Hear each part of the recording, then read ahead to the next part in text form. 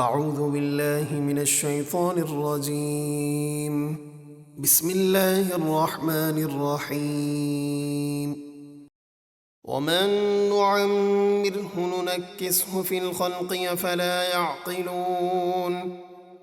اور جسے ہم لمبی عمر دیتے ہیں اسے پیدائش میں الٹا پھیر دیتے ہیں، یعنی بڑھاپے کی حالت میں اس پر وہ کمزوری طاری ہو جاتی ہے جو بچپنے میں اس پہ دماغی طور پر اور جسمانی طور پر ہوتی ہے، تو کیا وہ سمجھتے نہیں؟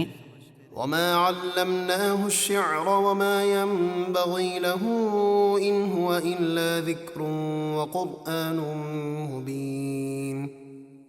اور ہم نے اپنے نبی کو جھوٹے شعر کہنا نہ سکھایا اور نہ وہ ان کی شان کے لائق ہے، یہ کتاب تو صرف نصیحت اور روشن قرآن ہے۔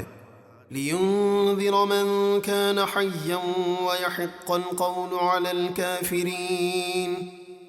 تاکہ ہمارے نبی اس قرآن کے ذریعے اسے ڈرائیں جو زندہ یعنی مومن ہو، اور کافروں پر عذاب کی بات ثابت ہو جائے۔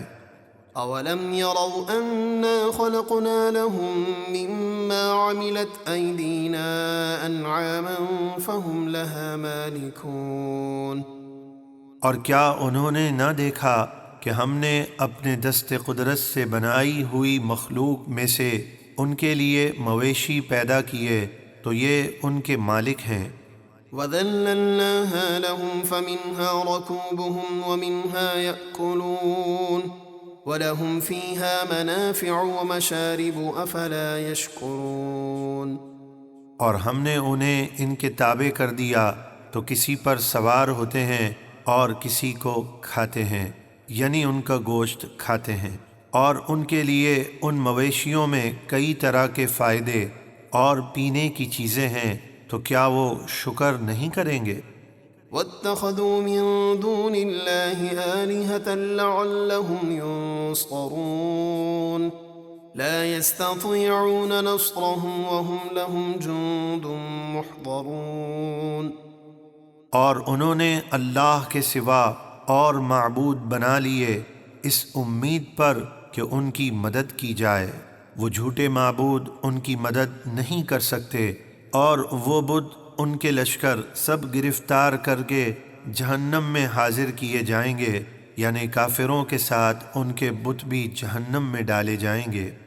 فلا يحزنك قولهم إنا نعلم ما يسرون وما يعلنون۔ تو آپ ان کی بات کا غم نہ کریں، بے شک ہم جانتے ہیں جو وہ چھپاتے ہیں اور جو ظاہر کرتے ہیں۔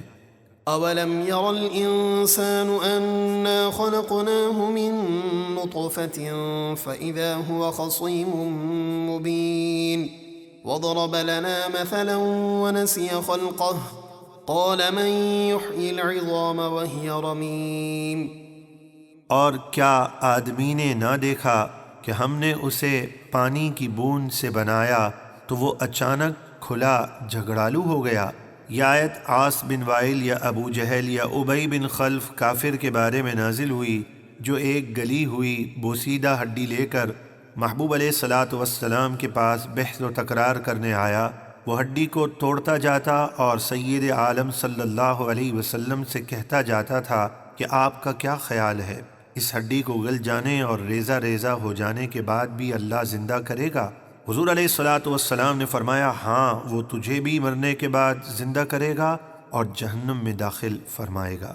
اور وہ ہمارے لیے مثال بیان کرنے لگا اور اپنی پیدائش کو بھول گیا، کہنے لگا، ایسا کون ہے جو ہڈیوں کو زندہ کرے جبکہ وہ بالکل گل گئیں؟ قل يحييها الذي أنشأها أول مرة وهو بكل خلق عليم الذي جعل لكم من الشجر الأخضر نارا فإذا أنتم منه توقدون۔ آپ فرمائیے، انہیں وہی زندہ کرے گا جس نے پہلی بار انہیں بنایا، اور اسے ہر پیدائش کا علم ہے، جس نے ہرے درخت سے تمہارے لیے آگ پیدا کی جب ہی تم اس سے آگ سلگاتے ہو، یہاں عرب میں دو درخت ایسے پائے جاتے ہیں جن کا ذکر اور تذکرہ ہے کہ جب ان کی ہری شاخیں ایک دوسرے سے رگڑی جائیں تو ان سے آگ نکلتی ہے، حالانکہ ان میں اتنی تری ہوتی ہے کہ ان سے پانی ٹپکتا ہے۔ یہ اللہ کی قدرت کے نظارے ہیں۔ أوليس الذي خلق السماوات والأرض بقادر على أن يخلق مثلهم بلى وهو الخلاق العليم إنما أمره إذا أراد شيئا أن يقول له كن فيكون۔ اور کیا وہ رب جس نے آسمان اور زمین بنائے ان لوگوں جیسے اور نہیں بنا سکتا؟ کیوں نہیں؟ اور وہی بڑا پیدا کرنے والا سب کچھ جاننے والا ہے۔ اس کا کام تو یہی ہے کہ جب وہ کسی چیز کا ارادہ فرماتا ہے تو اس سے فرماتا ہے ہو جا، تو وہ فوراً ہو جاتی ہے۔ فسبحان الذي بيده ملكوت كل شيء وإليه ترجعون۔